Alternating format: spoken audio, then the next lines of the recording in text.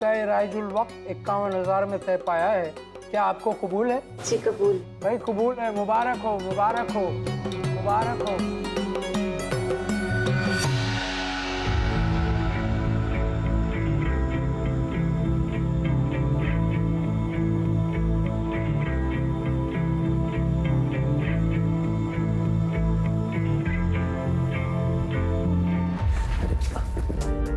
क्या कर रही हो? अभी टकराती। वो मैं इस कमरे की चीजों को पहचानने की कोशिश कर रही हूँ ताकि आगे जाके ठोकर ना लगे। आओ बैठो।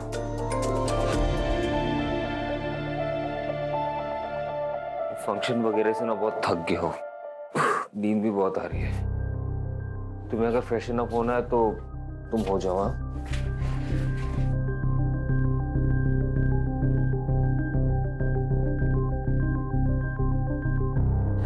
आपसे एक बात पूछूं? आपको सच में कोई एतराज तो नहीं है ना कि मुझे दिखाई नहीं देता?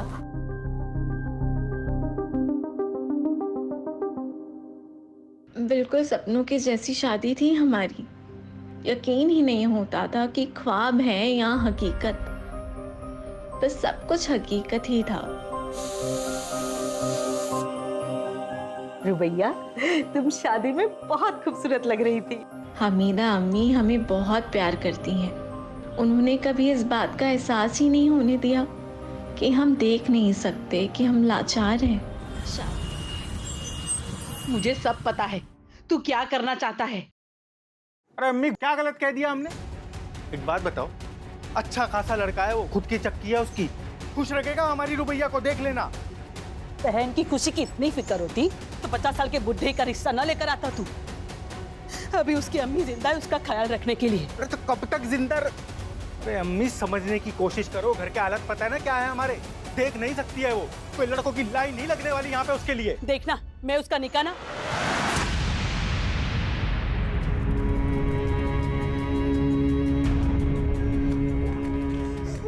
भाईजान, आप बिल्कुल चिंता ना करें। मैं कभी भी आप पर या भाभी पर बोझ बनकर नहीं रहना चाहती। रुबैया, तू तो मेरी जान है, बोझ थोड़ी ना। ऐसे जबरदस्ती निकाह नहीं करवाऊंगी मैं। देखना, मेरी गुड़िया का निकाह नेक, ईमानदार, फरमाबरदार लड़के से करवाऊंगी मैं। हाँ अम्मी, क्यों नहीं? एक लड़की जो देख नहीं सकती, जो हूर की परी है, उसके लिए करोड़ों की गाड़ी में आएगा ना लड़का निकाह पढ़ने के लिए। अम्मी, ये ख्वाब है तुम्हारा, ख्वाब ही रहने दो। वो ना अल्लाह देखेगा, तू अपना काम कर। आ बेटा, आ।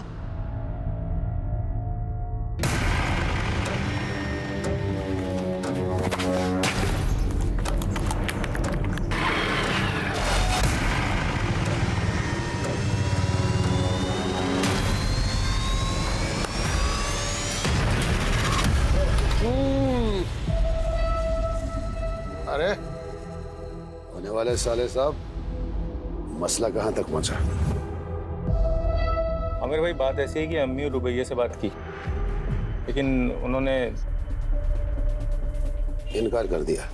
50 साल के बुड्ढे के साथ तुम्हारी बहन का रिश्ता कैसे हो सकता है? यही ना? ये तुम लोगों ने अच्छा नहीं किया यूनुस। आमिर भाई, ऐसा है कि आप खामखामे नाराज हो रहे हैं। मैंने अपनी तरफ से पूरी कोशिश की जितनी कर सकता था। मैं अपनी बहन के साथ आपका जबरदस्ती निकाह नहीं पढ़वा सकता। चलता हूं मैं।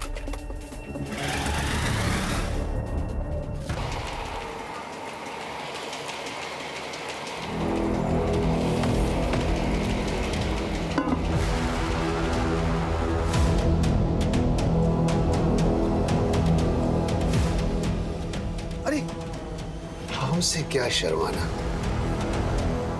हमारी दुल्हन बन के ही तो आ रही हो। तुम्हारे भाई यूनुस से बात हो गई है।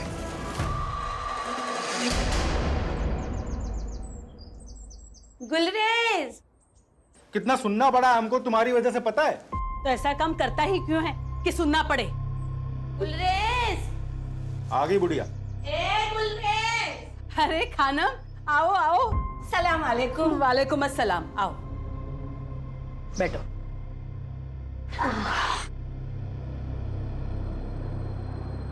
आराम से आराम से। खबर ही ऐसी थी कि अपने आप को रोक नहीं पाई। क्यों? तो भैया को फिर से शादी में गवाना है क्या? अरे गवाएंगे क्यों, हम सब मिलकर गाएंगे। ऐसा रिश्ता लेकर आई हूँ कि मना ही नहीं कर पाओगे तुम लोग। लड़का कौन है, क्या करता है और रिश्ता कहाँ से आया है वो तो बोलो खानम। अरे हजरतगंज के बहुत अमीर खानदानी लोग हैं। हाँ? उनका छोटा बेटा है सैयद, 35 साल का। पिछले साल उसकी बीवी का इंतकाल हो गया किसी बीमारी की वजह से। खैर बड़ी मुश्किल से वो फिर से शादी के लिए माना है और मैंने अपनी रुबैया के बारे में सब बता दिया है कि बचपन में एक हादसे में उसकी आंखें चली गई है। उन्हें कोई एतराज तो नहीं है ना कि रुबैया देख नहीं सकती? ना ना मेरी जान, उन लोगों को कोई इतराज नहीं है।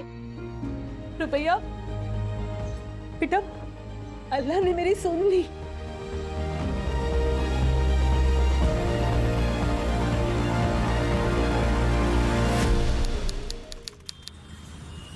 सैयद अमीन इब्न तौफीक अमीन, आपका निकाह रुबैया शेख बिनते फैज शेख से टिक्का राइजुल वक्त 51,000 में तय पाया है। क्या आपको कबूल है? जी कबूल है। भाई कबूल है, मुबारक हो। मुबारक हो बेटा, मुबारक हो। रुबैया शेख बिनते फैज, आपका निकाह सैयद अमीन इब्न तौफीक अमीन से टिक्का राइजुल वक्त 51,000 में तय पाया है। क्या आपको कबूल है? जी कबूल। भाई कबूल है, मुबारक हो, मुबारक हो, मुबारक हो।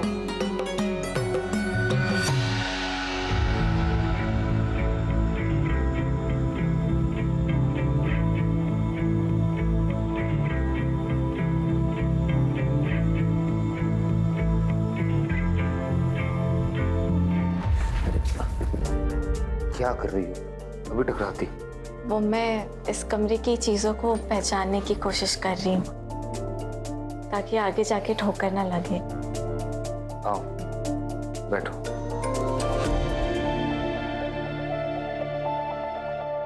फंक्शन वगैरह से ना बहुत थक गए हो, नींद भी बहुत आ रही है। तुम्हें अगर फ्रेशन अप होना है तो तुम हो जाओ। हाँ?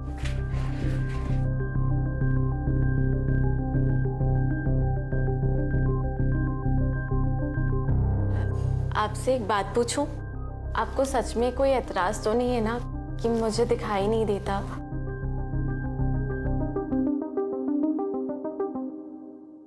बिल्कुल सपनों की जैसी शादी थी हमारी। यकीन ही नहीं होता था कि ख्वाब है या हकीकत। बस सब कुछ हकीकत ही था। रुबैया, तुम शादी में बहुत खूबसूरत लग रही थी। हमीदा अम्मी हमें बहुत प्यार करती हैं।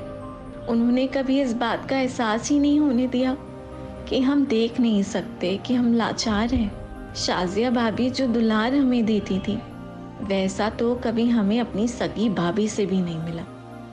अब्बू और जमील भाईजान वैसे तो हमसे ज्यादा बात नहीं करते, पर खाने की टेबल पर चुटकुले सुनाकर हमेशा हमें हंसाने की कोशिश करते हैं। लेकिन इन सब में सबसे ज्यादा प्यार और दुलार हमें अब्दुल मामू से मिलता है। जब भी आते हैं मेरे लिए गुड़ की बर्फी जरूर लाते हैं। हमारे शौहर सैयद एक नेकदिल इंसान है, कम बोलते हैं, पर मेरे लिए उनकी मोहब्बत हमें महसूस होती है। कुछ दिनों से शायद परेशान जान पड़ते हैं। उनकी अपने बिजनेस पार्टनर से कुछ कहा सुनी हुई है। अल्लाह से बस यही दुआ है कि सब ठीक हो जाए। सैयद कहाँ छिपकर बैठा भाला? अरे क्या हुआ? हाँ? ये क्या तरीका है? तू मुझे मेरा तरीका मत समझा। एक मिनट केतन बेटा, तुम घर में हो, इतना क्यों गुस्सा हो रहे हो? क्या बात? ये सब आप अपने बेटे से पूछिए। इसने मुझसे बिना पूछे कंपनी के अकाउंट से 5 करोड़ रुपए निकाले। वो पैसे मेरे। वो पैसे मेरे हैं, मैंने निकाल लिए। क्या करेगा अभी तू? चल निकल। चल चल चल। पैसे अपनी हथपार मत करा। मुझे मेरे पैसे चाहिए वरना क्या? वरना तुम्हारा और तुम्हारी बीबी का राज सबको बता देंगे।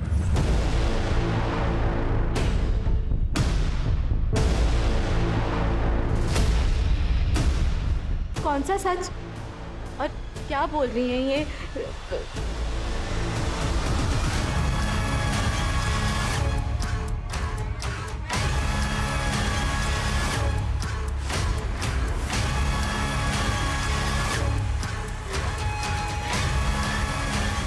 अम्मी, ये केतन कौन से राज के बारे में बात कर रहे थे?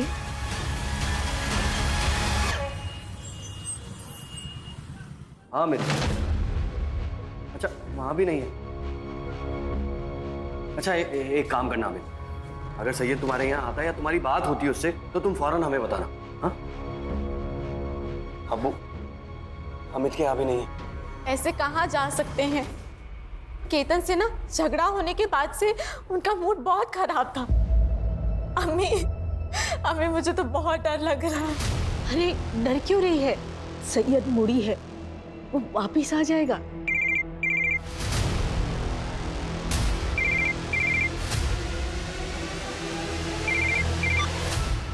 हेलो सब मैं दामोदर साहब, फैक्ट्री का वॉचमैन। सैयद साहब यहाँ पे खून मिलत मत पड़े साहब। क्या? ए साहब, सब सैयद साहब, सब ये देखिए साहब, ये देखिए सैयद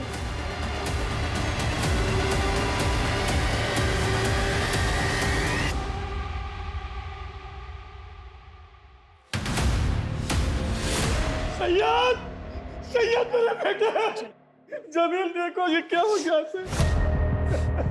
अब्बू संभालिए। अरे ये क्या हो गया? बॉडी पे कोई स्ट्रगल के निशान तो नहीं है, हथियार दिल के आर पार है। एक ही झटके में ढेर कर दिया।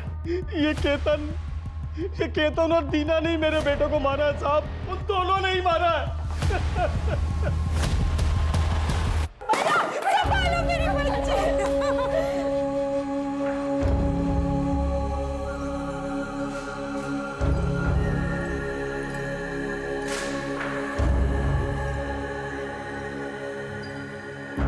कुछ रोज पहले केतन आया था दीना के साथ मेरे घर पर। उसने सैयद को धमकी दी थी कि अगर सैयद ने उसके पैसे वापस नहीं किए तो पता नहीं सैयद का कौन सा राज खोल देगा वो। मुझे मेरे पैसे चाहिए वरना क्या? वरना तुम्हारा और तुम्हारी बीबी का राज सबको बता देंगे। किस राज की बात कर रहा था? हमें कुछ समझ ही नहीं आया।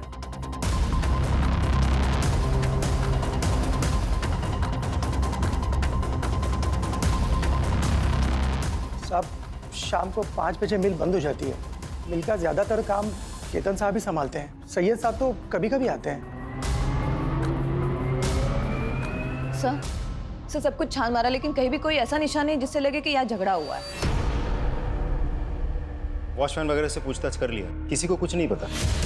बॉडी को पोस्टमार्टम के लिए भेजो और फैमिली मेंबर्स को इन्फॉर्म करो जब तक का इंक्वायरी पूरी नहीं हो जाती ये फैक्ट्री बंद रहेगी। और ये केतन और दीना उन्हें पुलिस थाने लेकर आओ। बाकी फैमिली मेंबर से तुम बात करो। यस। कॉल रिकॉर्ड्स चेक किए आप लोगों के?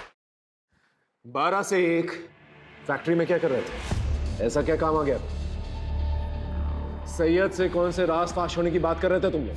मुझे मेरे पैसे चाहिए वरना क्या? वरना तुम्हारा और तुम्हारी बीबी का राज सबको बता देंगे। मुझे नहीं पता कि वो किस राज के बारे में बात कर रहे थे। मैं तो खुद सुन के हैरान थी। सच सच बताओ, सैयद को क्यों मारा?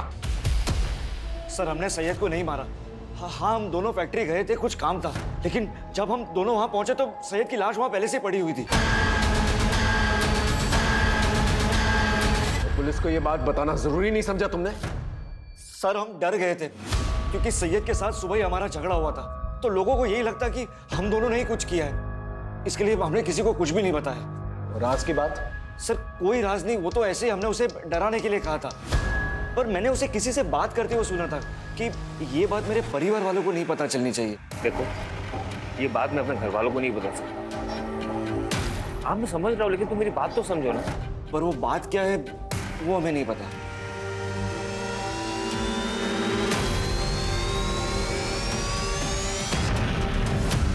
सैयद का फोन रात के 8 बजे बंद हुआ था लालगंज एरिया के आसपास, और सैयद के ऑटोप्सी रिपोर्ट के मुताबिक उसका खून हुआ रात के 9 बजे के आसपास। लेकिन सर केतन और दीना तो रात के 12 बजे आए थे फैक्ट्री में। सर ऐसा भी तो हो सकता है मारा कहीं और हो और बॉडी डंप करने यहाँ फैक्ट्री में आए हो। इतनी बड़ी बेवकूफ़ी वो नहीं कर सकते क्योंकि वो जानते हैं अगर बॉडी मिल में मिलेगी तो सबसे पहले पूछताछ होनी चाहिए। लेकिन सर मुझे ये समझ में नहीं आ रहा है कि सैयद के बारे में केतन ऐसा क्या जानता है जो हमसे शेयर नहीं करना चाह रहा। एक काम करो अंकिता, रुबैया से जाके दोबारा पूछताछ करो, हो सकता है कोई इन्फॉर्मेशन निकले। Okay sir. अम्मी, अम्मी कहाँ है आप? अब्दुल मामा, शाजिया भाभी, हमें आपको कुछ बताना है, आप यकीन नहीं करेंगे। क्या हुआ रुबैया? जल्दी आए। क्या हुआ बेटा? अम्मी, सैयद जिंदा है। वो कल रात मुझसे मिलने आए थे। ऐसी बातें करके क्यों हमारा दिल जलाना चाहती हो रुबैया? रुबैया की बातों पर ध्यान मत दो, वो अभी होश में नहीं। नहीं अबू मैं सच कह रही हूँ, सैयद जिंदा है। वो कल रात को मुझसे मिलने आए थे। हाँ बेटी, हाँ बच्ची, समझ रहा हूँ मैं। तुझसे बहुत प्यार करती थी, इसीलिए तुझे ऐसा लग रहा है। नहीं, आप लोग मेरे बात का यकीन क्यों नहीं कर रहे? सैयद जिंदा है, मैं सच कह रही हूँ, मेरे सैयद जिंदा है। ना ही मैं झूठ बोल रही हूँ, ना ही मैं पागल हूँ मैडम। मेरे सैयद जिंदा है। वो रात को मुझसे मिलने आए थे और देखना आज भी आएंगे। आपको जल्दी मेरी बातों पे यकीन हो जाएगा। मेरे सैयद जिंदा है। अब मैं इसे कैसे यकीन दिलाऊं कि इसका सैयद अब इस दुनिया में नहीं? देखिए, मैं समझ सकती हूँ कि पति के जाने का इन पर गहरा असर हुआ है। आप जल्दी इन्हें अच्छे से थेरेपिस्ट को दिखाइए। मेरे सैयद,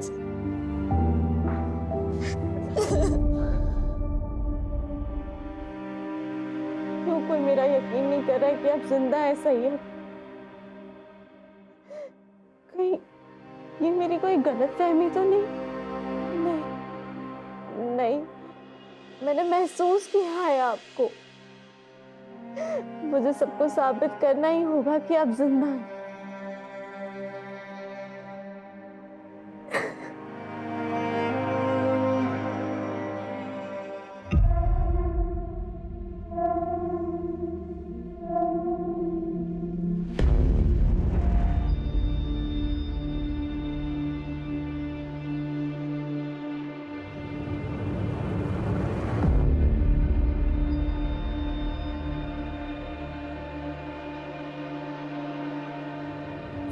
सैयद,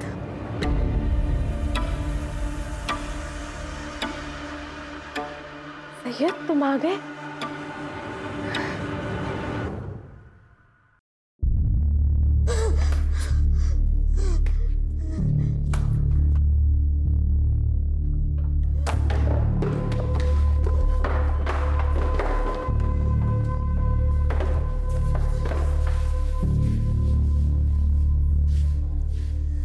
अम्मी समझा करो, हमको घर बेचना ही पड़ेगा। नहीं बेचेंगे ना तो खाने के भी लाले पड़ जाएंगे।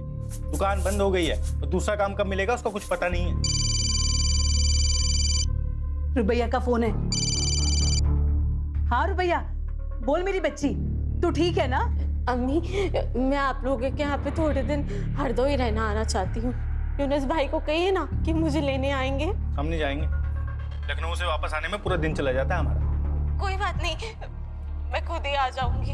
अब उस यूनुस भाई को कहिए ना कि मुझे बस स्टॉप पे लेने आ जाए। मैं 10 बजे की बस पे बैठ के ना 12:30 बजे तक पहुंच जाऊंगी। हाँ बेटा, लेने आ जाएगा। हाँ तू आजा बेटा, चले जाना। ऐसे अचानक जाना है तुम्हें? क्या हुआ? सब ठीक तो है ना?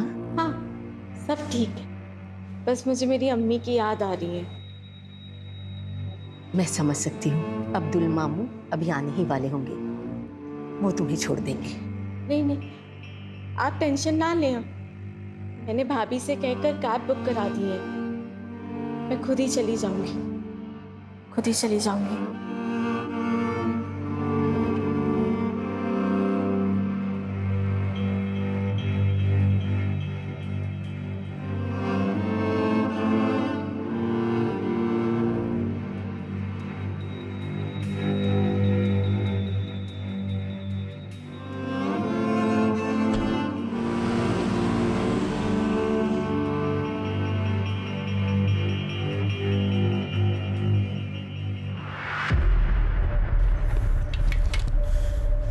जरूरत थी क्या ऐसे यहाँ पे आने की?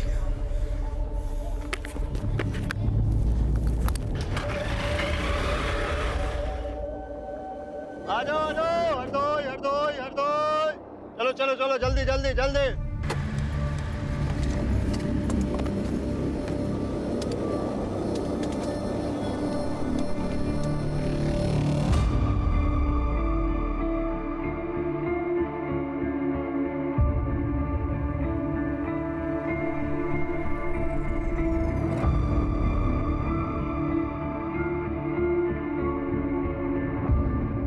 हरदोई हरदोई हरदोई हरदोई हरदोई हरदोई हरदोई हरदोई। कहाँ जाएंगी मैम? ये बस हरदोई जाएगी। हाँ जी हाँ जी हाँ जी आइए आइए।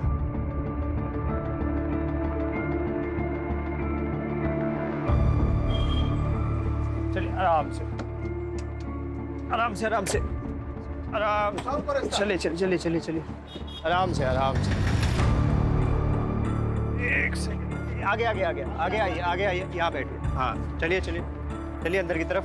हाँ बैठ जाइए, मैं आपका सामान यहीं रख देता हूँ, ठीक है? चलो भाई बैठ गए सब लोग, अपना अपना सामान रख लो ठीक से ठीक।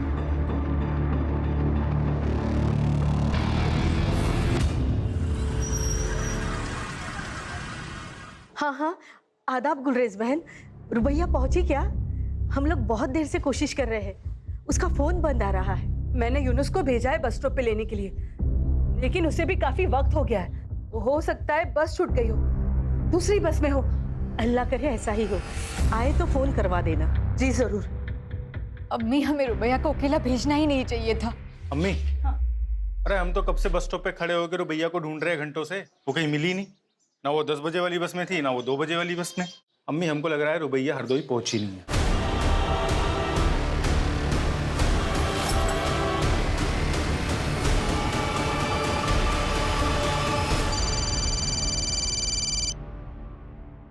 हाँ बोलो। क्या?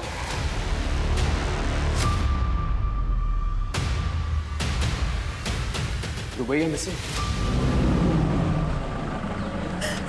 कहाँ चली गई मेरी बच्ची? पता नहीं क्यों उसे यकीन था कि सैयद जिंदा है और वो उसे रात में मिलने आता है। मुझे लगता है कि शायद इसीलिए मेरे पास आना चाहती थी, ताकि उसके ससुराल वाले को ये ना लगे कि उसकी दिमागी हालत ठीक नहीं है। हमने कभी उसे ये सब नहीं कहा। अच्छा एक बात बताइए, सैयद और रुबैया के आपसी रिश्ते कैसे थे? मेरा मतलब है उन दोनों में सब कुछ ठीक ठाक चल रहा था? सर, दोनों के बीच के रिश्ते बड़े अजीब थे। सैयद रुबैया से हमेशा एक दूरी बनाए रखता था, कभी बात भी नहीं करता था उससे। पर रुबैया हमेशा कहती थी कि कमरे में वो बड़े प्यार से रहता है। सर, मुझे ये बात बड़ी अजीब लगती थी।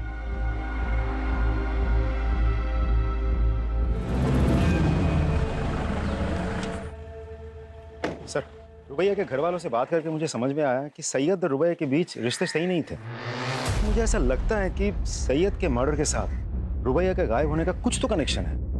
एक काम करो, रुबैया के कैब बुक करने से लेके बस स्टॉप पहुंचने तक उसके सारे फुटस्टेप्स ट्रैक करो, उसके call records, cab details, everything. Sir एक और बात, रुबैया के गायब होने के बाद हरदोई से सिर्फ उसकी माँ आई थी, साथ में भाई यूनुस नहीं था।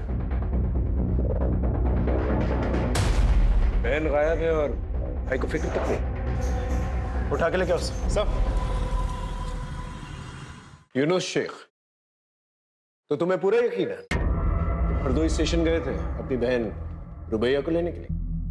सर मैं गया था सर मैं बस स्टॉप पे पहुंच गया था, यही कोई 12 के करीब सर। मैंने तो अगली बस का भी इंतजार किया, तब मुझे लग रहा है वो पहुंची नहीं स्टेशन पे। कैसे गए थे वहां पर? बाइक से गया था सर मैं। तुम्हारा जो हरदोई का घर है और बस स्टॉप है कितनी दूरी पे, तो किस रास्ते से गए थे?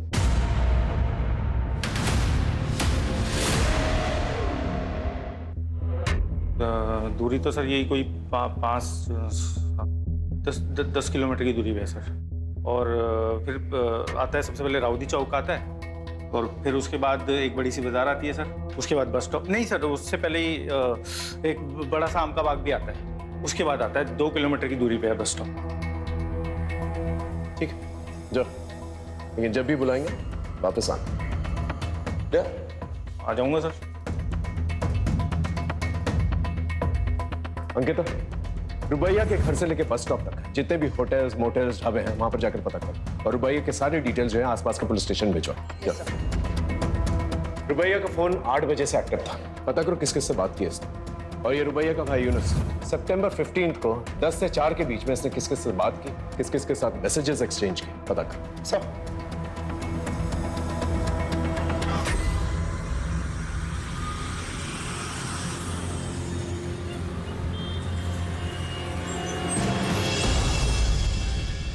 रुबैया को छोड़ने के 3 दिन के बाद तू काम पर लौटा है।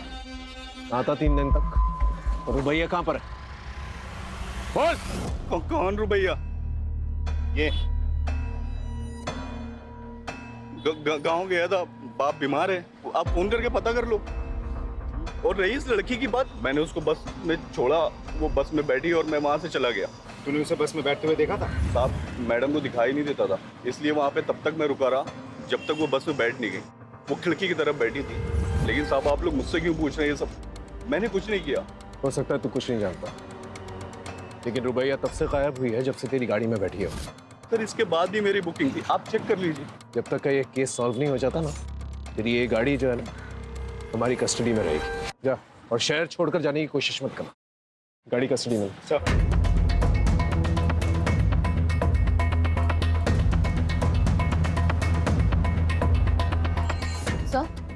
सर हमने लोकल पुलिस स्टेशन से पूछताछ की, लेकिन रुबैया अमीन ने किसी भी होटल में चेक इन नहीं किया है सर हमने सीसीटीवी फुटेज भी चेक किया और यहाँ तक मॉर्ग जाकर उसके कदकाठी के डेड बॉडीज भी चेक की सर, लेकिन रुबैया का कहीं कुछ पता नहीं चला।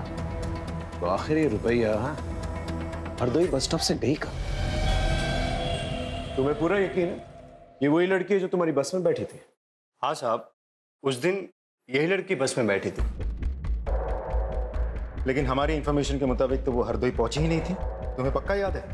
हाँ साहब, मुझे पूरा याद है साहब। वैसे आम पैसेंजरों का तो ध्यान नहीं रहता, लेकिन ये कुछ देख नहीं पाती थी।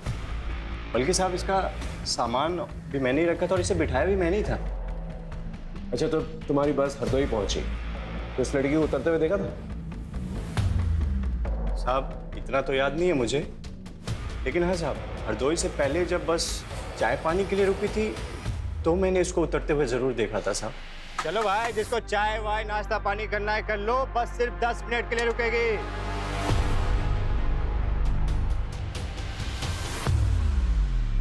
अच्छा, इस लड़की को दोबारा बस पे चढ़ते हुए देखा था आपने? हाँ सर, हमने देखा था।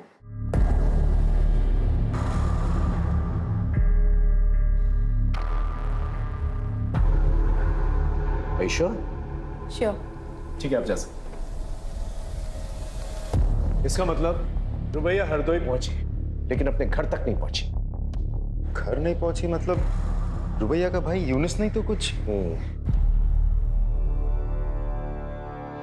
कोई है? प्लीज खोलो। कोई है? प्लीज खोलो। प्लीज मुझे बाहर आना है। प्लीज खोलो। खोलो।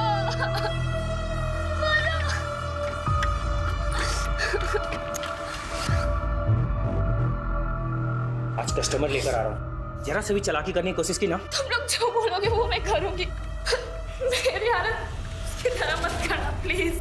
तैयार करके लेके आ। झूठ बोलता है? हाँ, तेरे कॉल रिकॉर्ड चेक किया हमने, तू हरदोई बस स्टॉप गया ही नहीं था। क्यों नहीं गया था? रुबैया को घर लाने क्यों नहीं गया था? कर गया था सर मैं। तो मेरी बीवी है ना बानो, तो रोज लड़ती थी रुबैया की वजह से, और इस बार उसने मुझे धमकी दी थी, बोला था कि अगर रुबैया घर में आई ना तो घर छोड़ के चली जाएगी।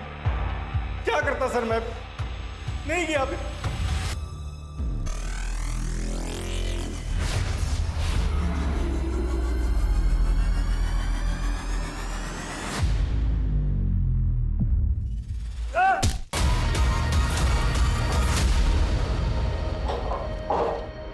लाला, ऐसा भाग गई। आयशा जिंदा नहीं बचनी चाहिए। मेरे फोन का इंतजार करो, दूसरी को भी ठिकाने लगाना है। ठीक है लाला।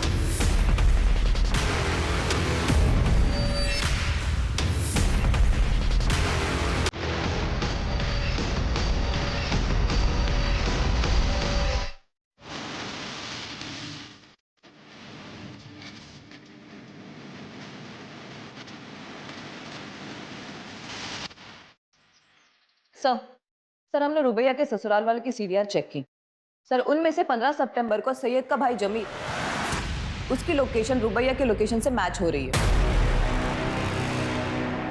राजीव, इस जमील को उठा के लेके आओ।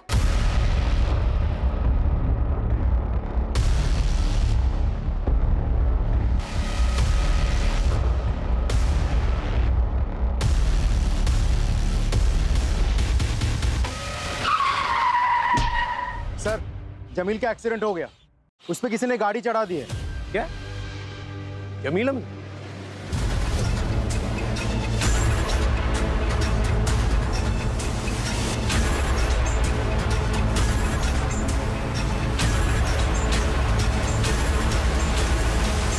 हमने तुम्हारे बैंक स्टेटमेंट्स चेक किए। तुमने बहुत सारे ट्रांजैक्शंस जो हैं बबल क्लब्स में किए। पहले हमें यह लगा कि शायद तुम हॉलिडे मनाने के लिए अपनी बीवी के साथ इस क्लब में जाते, लेकिन जब हमने क्लब में फोन किया तो पता चला तुम वहां अपनी बीवी के साथ नहीं बल्कि सैयद के साथ वहां जाते थे। तो चल क्या रहा था तुम्हारा और सैयद? हाँ देख, सच बता दे। एक ही फैमिली के 3 मेंबर्स के साथ हादसा हुआ है, कोई भी झूठ बहुत भारी पड़ेगा तुझे। सर मैं बाइसेक्सुअल और सैयद गे था। हम दोनों एक दूसरे को डेट कर रहे थे और वो मुझे पैसे भी देता था। हम दोनों एक दूसरे के साथ बहुत खुश थे, लेकिन फिर पता नहीं एक दिन सैयद ने अचानक से आकर कहा कि वो दूसरी शादी कर रहा है और वो ये रिलेशनशिप को कंटिन्यू नहीं कर सकता। सर वो क्लब में अकेले जाने लगा, लोगों से मिलने लगा, उन्हें डेट करने लगा। सर उसने मुझे पैसे भी देना बंद कर दिया। रोज ऑफिस में हमारे झगड़े होने लगे और हमारे डिफरेंसेस लोगों के सामने आने लगे। और ये सब देखकर मेरी पत्नी दीना वो मुझसे सवाल करने लगी थी, इसीलिए उसके लिए मैंने जानबूझकर सैयद को धमकाया। लेकिन एक बात समझ में नहीं आई, सैयद की बीवी रुबैया, वो उसके साथ 1 साल तक खुश कैसे थी और 1 साल तक सैयद का सच उसे कैसे नहीं पता चला? सर मुझे कुछ नहीं पता, लेकिन हाँ बुशरा सर, बुशरा सैयद की पहली पत्नी थी और वो उससे बिल्कुल भी खुश नहीं थी। वो उसे डिवोर्स देना चाहती थी, लेकिन वो बोटिंग एक्सीडेंट में मारी गई। राजीव, इस बुशरा के बारे में पता कर और बुशरा बोटिंग एक्सीडेंट के बारे में पता कर। जी सर। शिल्पा खत्री नाम की औरत आपसे मिलने आई है। शिल्पा खत्री दोबारा क्यों मिलेगी? यस मिस खत्री, बोलिए। सर वो शायद रुबैया दोबारा बस में चढ़ी ही नहीं थी। क्या? लेकिन पहले तो आपने कहा था आपने उसे बस पे चढ़ते हुए देखा था। सर जब हमने उसे देखा था ना, तब हम थोड़ा नींद में थे, लेकिन कल हमें याद आया कि जो लड़की बस में चढ़ी थी उसके हाथ में वो छड़ी क्या बोलते हैं उसे? Blind walking stick. हाँ वो नहीं थी। मिसेस खत्री, वो चाय की दुकान याद है जहां पर बस रुकी थी? हाँ सर, देखा था इस लड़की को यहाँ, उधर बैठी थी सर। हाँ मैडम, क्या लेंगी, चाय या ठंडा? भैया 1 कप चाय दे दीजिए। ठीक।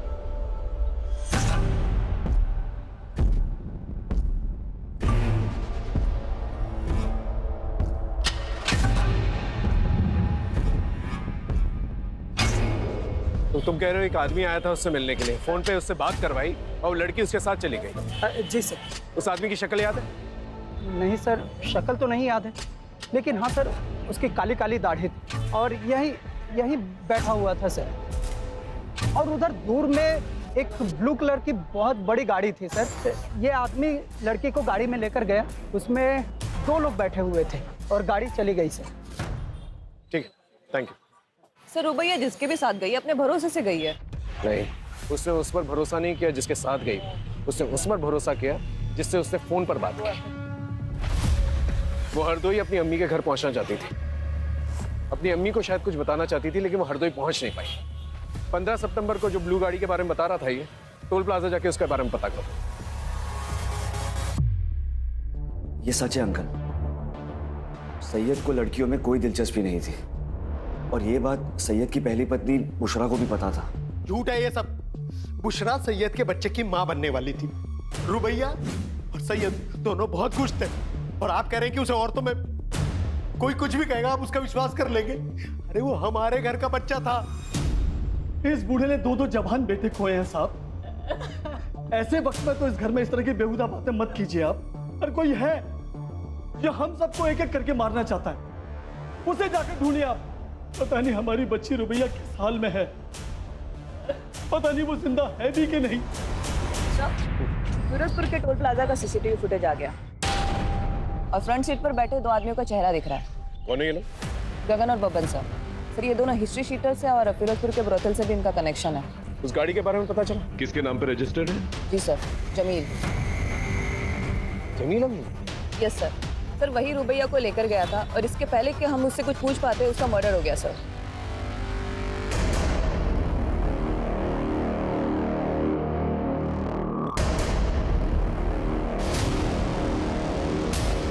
Hello police station.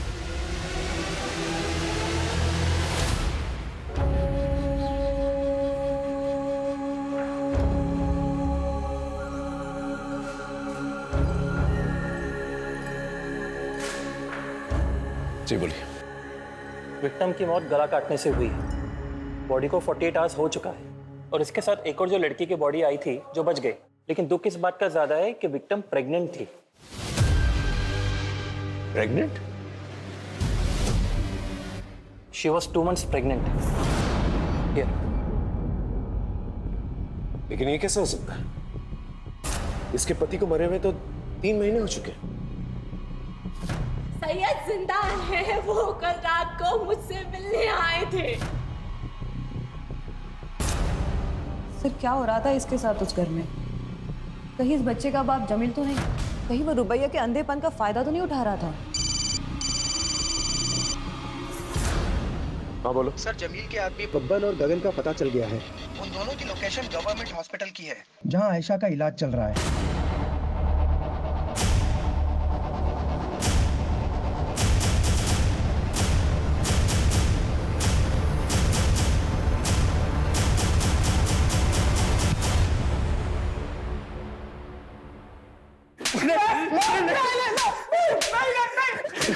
किसने कहा था उसे मारने के लिए? किसके कहने पे मारा? बोल। सर हम तो दल्ले सर, कोटे पे लड़कियों का सौदा करते। ऐसा वहां से भाग गई थी, बहुत साड़ी बनती थी सर। बोल।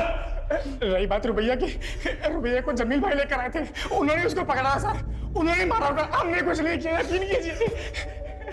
कोठे पे ले जाकर क्यों मारा? कोटा किसका है? कोठा किसका है? बोल। कोटा जमील भाई और लाला का है। लाला कौन? कौन लाला?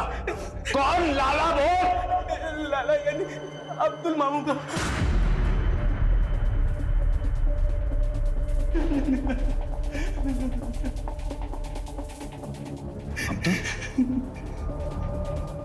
लेकिन अब्दुल तो रुबैया को अपनी बेटी मानता था, और जमील और सैयद उसके अपने भांजे थे। वो अपनी बहन के बच्चों के साथ ऐसा कैसे कर सकता है?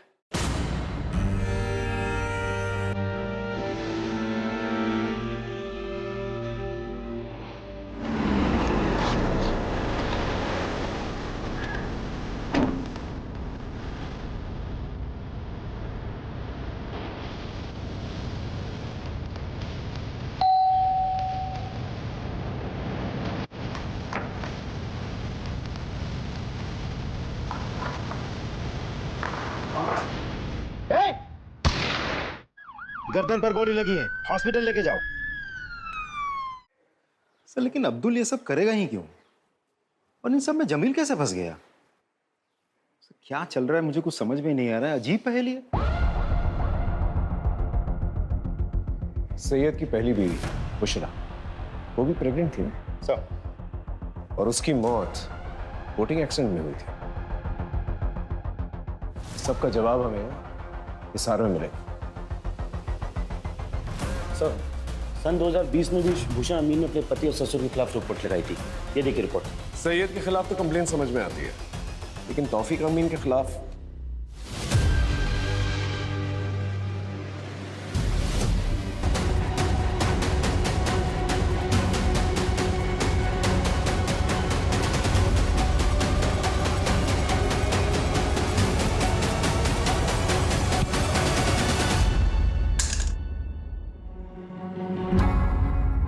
जमील, अब्दुल और हमीदा, तुम लोग तो सिर्फ प्यादे हो। असली वजीर तो आप। 2020 में सैयद की पहली बीवी बुशरा, वो उसे छोड़कर हरियाणा जा रही थी। वो प्रेग्नेंट थी। कैसे? मैं नहीं चाहता था कि हमारे परिवार की सच्चाई बाहर वालों को पता चले। हमारे अपने खून, हमारे अपने छोटे बेटे सैयद को लड़कियों में कोई दिलचस्पी नहीं है। मैं चाहता था कि वो एक अच्छी सी लड़की के साथ निकाह करके इज्जतदार जिंदगी बसर करे, इसलिए मैंने बुशरा के साथ उसका निकाह करवाया। लेकिन नहीं, सैयद का दिमाग नहीं बदला और एक दिन जिस बात का डर था वही हुआ। बुशरा को सच्चाई पता चल गई। उसने ठान लिया कि दुनिया को वो सच्चाई बता देगी। मैं कैसे होने देता ये सब? अबू मुझे मेरे भाई से बात करनी है। मैं घर चली जाऊंगी। अबू खुदा के लिए मुझे यहाँ से जाने दीजिए, ताकि तू हमारे खानदान का नाम बदनाम कर सके। पर मैं तेरा वो हाल करूंगा कि तू यहाँ से जाने लायक नहीं रहेगी। चल चल चल। बुशरा चुपचाप सब कुछ सहती रही, लेकिन अचानक एक दिन वो भाग गई और वहां जाकर उसने मेरे और सईद के खिलाफ पुलिस स्टेशन में रिपोर्ट लिखवा दी। इसलिए बुशरा को तो रास्ते से हटाना ही था। उसके बाद हम दोनों ने जैसे तैसे सैयद को दूसरे निकाह के लिए मनाया। रुबैया हमारे परिवार के लिए एकदम सही थी। वो देख नहीं सकती थी। सैयद रात को घर में होता नहीं था।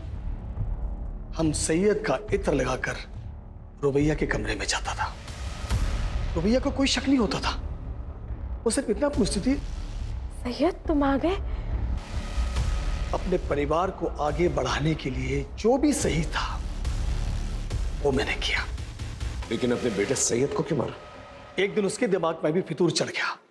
आपको ये बात समझ में क्यों नहीं आती कि मुझे लड़कियां नहीं लड़के पसंद है? और इसमें कोई गलत बात नहीं है। देखो, आप उस लड़की के साथ जो करना चाहते हो आप करो।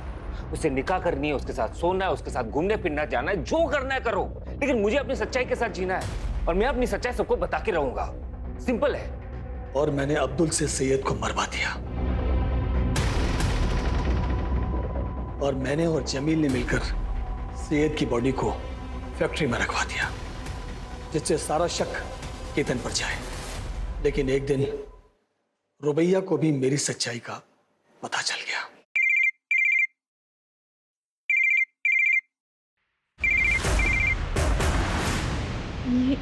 ये रिंगटोन तो अब्बू की फोन की है। अब्बू? और सैयद के मरने के बाद भी मैं ही था वो जिसे वो सैयद समझ रही थी। उसके बाद मैंने जमील को रुबैया के पीछे लगा दिया। हमारे अब्बू ने जो तुम्हारे साथ किया उसके लिए हम बहुत शर्मिंदा है रुबैया। अच्छा रुबैया, तुम हमारे साथ चलो। बस में जाना तुम्हारी जान के लिए खतरा है। और ये अब्दुल मामू भी तुमसे बात करना चाह रहे थे। हेलो मामू, मामू अब्बू। अब बेटा, तौफीक ने तुम्हारे साथ इतनी जलील हरकत की, मुझे पता चल गया है। तुम एक काम करो, जमील के साथ यहाँ चली आओ। ठीक है। और अब्दुल से कहा कि रुबैया को भी मार दो। माफ कर देना मेरी बच्ची। अगर तौफीक का कर्जा मुझ पर नहीं होता तो मैं ये कभी नहीं करता। मैंने जो कुछ भी किया अपने खानदान की इज्जत बचाने के लिए किया। तूने जो कुछ भी किया है ना, अपने खानदान की इज्जत बचाने के लिए नहीं किया, बल्कि इसलिए किया कि तुम बहुत ही घटिया इंसान है। अपने बेटे की दोनों बीवियों का रेप किया और मर्डर किया तूने। अब अपनी ये इज्जत लेकर सारी जिंदगी ना जेल में सड़ना।